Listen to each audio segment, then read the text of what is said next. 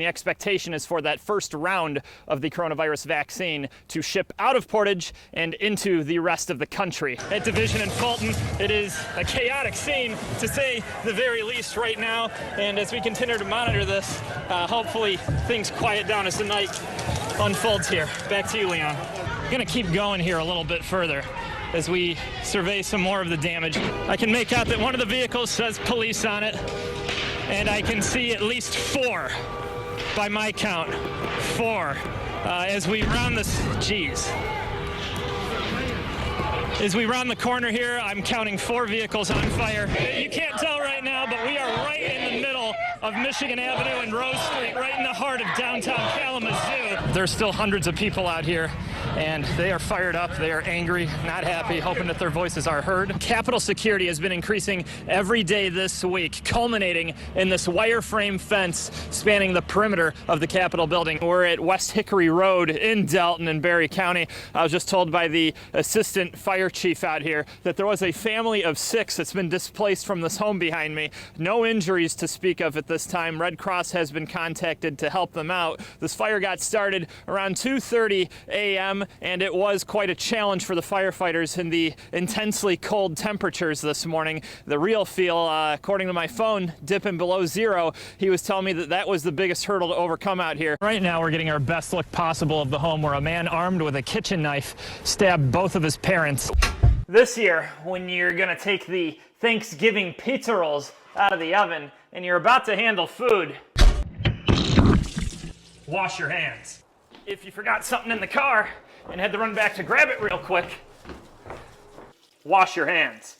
Medical experts say that both this and vaccinating are 2 of the best ways to make sure that you're healthy for the holidays. Over at Wahoo's, they're celebrating with some free shots of Jaeger, not Pfizer. It's the littest event in music, but this year, because of the temperatures, it's the coolest. It's a little bit of a traffic nightmare on the Strip right now, and you know it's bad traffic when I'm in the middle of Las Vegas Boulevard. The Buccaneers are a 9-point favorite, and that's because only one of these teams has Tom Brady on it. And now, Rachel, I'm just waiting for my lady friend to show up. Rudy, she's only, a couple of hours late? That's par for the course. She's not showing up. And fortunately for me, I've got the station credit card right here. No, that's my personal credit card. I'm gonna make a donation myself. And at the giving machine, let's take a look at some of the options here. 3 square take-home meals for a child. Joyce, you were in the story there, so I'll just punch in the 130? Yeah, put in the number on the 130. Bam. There it is. Check out. And then I just swipe this bad boy and have, ooh. And you just fed a child. Oh, wow. That's immediate absolution. I'm vindicated of one sin today. $20. Jeff, you took up all our airtime. No. Thank you so much, man. You're great. Hey, we'll send it back to you guys. We surveyed the first 100 people going into a couple of stores in the Grand Rapids area wearing any sort of protective face covering, and the vast majority did just that. And it's a good trend, too, because starting Monday, if you don't wear a face mask, it could end up costing you. My thought as far as a misdemeanor, I'd have to give that more thought because that's new. It may seem a bit harsh. We stopped by the 28th Street Target, whipped out the notepad, and of the first pool of 100 customers, 95 of them were wearing masks. At Meyer on Cascade, similar results, with 85 of 100 people wearing masks. Not a fan. Why's that? Because I don't think that she should have that power. I think people should wear a mask because they think it's the right thing to do or the safe thing to do, right? You think it should be up to their discretion? Yeah, I do. I think it's necessary, and if, parents want to send kids back to school and we want to get the numbers down, I think we need to wear our masks. Mask up. The Michigan Retailers Association put out a statement saying, "We are frustrated that Governor Whitmer did not leave the policing to law enforcement officers. This puts retail employees in potentially dangerous situations when they're forced to confront unmasked customers." None of us asked for this, so we'd have to work together and take care of our individuals and others and get through it. The more we help each other, the faster we'll get through it.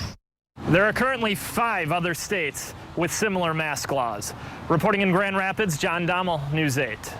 Moments after Joe Biden was projected to be the winner of the 2020 presidential election, crowds gathered at the foot of the Capitol building in Lansing in support of President Donald Trump and his fraudulent election claims. 4 more years! 4 So why are you out here today? Because I want to see a fair election. It was a group of people full of distrust. Distrust in the system, distrust in our government, but a love for sitting President Donald Trump. I mean, we thought we came here for freedom. And now it seems it's like a Venezuela-style election. This is what America looks like. Tensions between opposing groups flared up at times along Allegan Street, with both sides making their political beliefs public. President-elect Joe Biden won Michigan by a difference of about 150,000 votes. And currently, there has been no solid evidence supporting the president's claims of a compromised election. Well, I mean, maybe Trump hasn't provided the evidence. I'm not on his legal team. I couldn't tell you where his thoughts are with that, but I've seen the evidence. That evidence, she says, coming from social media and personal friends. Moving forward here of what comes next. What comes a recount, a fair count, okay? Every legal vote should be counted. Michigan's House and Senate oversight committees have approved subpoenas related to the state's general election. Reporting in Lansing, John Domol, News 8. We go out there and we help them out and bring them back home. That's the life of pararescue in the Air Force, and that's when they hit the ground. And in his decade of service, he's never gotten a gift quite like this. All the kids got together and they put all these treats in the boxes and they signed like individual cards, and it was hilarious. Like all the artists, like the drawings we got, and they sent that to us.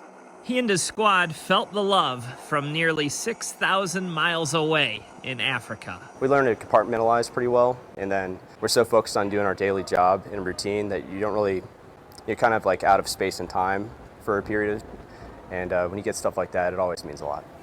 There are only 8 Purple Star schools in Nevada, and Mountain View Lutheran is one of them. Purple Star schools are recognized by the Department of Education for openly supporting military families. In my mind, that's what every school should be doing anyway. Why is this important to you? You personally, why is it important to the school? Why is it important, period? Military is something that I've always grown up with. I've always appreciated it. And even though I didn't go into the military, if this is the way that I can serve them in some way, I'm down for it. I'm all for it. And the straws that are stirring the drink in this case are the kids who are all working on cards for our veterans. Cards are simple, and it's something that we take for granted because, sure, why not? But when that comes to someone who's overseas, thousands of miles away from family, it does something for them. What makes it so cool to do this? Because I like the feeling that they're gonna be really happy when they see this. Kids are being shown to respect those defending our freedom, and that respect is being reciprocated back toward the kids who end up hopping around. The average child in a military household will go through 9 different schools and move every 1 to 3 years. And being a Purple Star school focuses just as much on supporting them. We think of mom, dad, the older adults, the ones who are actively serving, but there are the kids.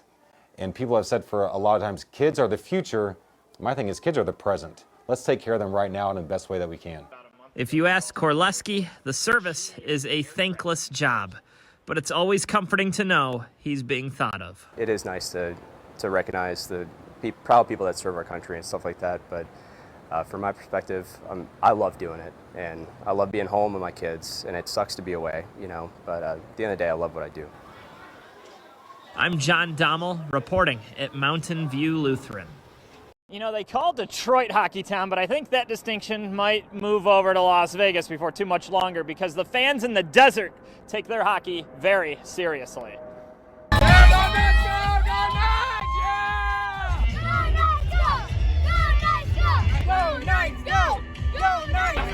Cool hockey. Go Knights, go! Yeah! These 2 teams play tonight. It's one of the best in the league, Vegas, and then seeing my new team, the Seattle Kraken. Somebody's going down tonight, and it's not the Knights. It ain't the Knights. They'll be 0-1, and we'll be 1-0. So they got to start off with a losing hand.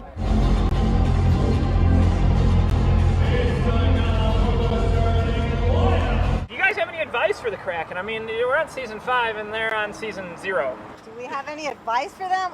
No, good luck, I guess. I'm a Knights fan all the way, and you know what? Somebody's got to lose, and it's going to be them. Oh, let's go, Knights, go!